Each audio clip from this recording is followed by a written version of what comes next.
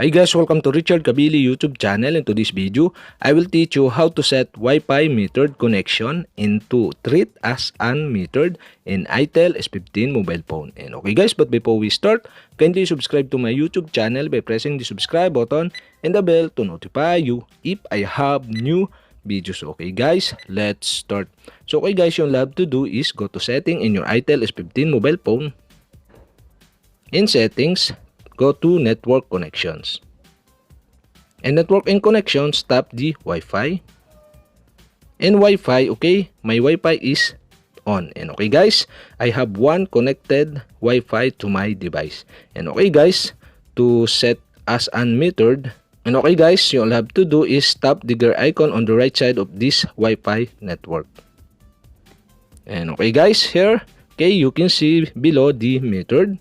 And okay guys, you'll have to do is tap the metered.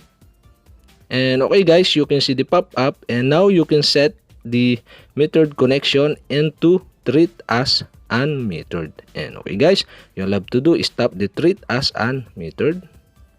And okay guys, that's it. We have successfully set Wi-Fi metered connection into treat as unmetered in itel S15 mobile phone. And okay guys, that's it. And if you have a question, kindly comment below. And don't forget to hit the subscribe button and the bell to notify you if I have new videos. Okay guys, thank you for watching.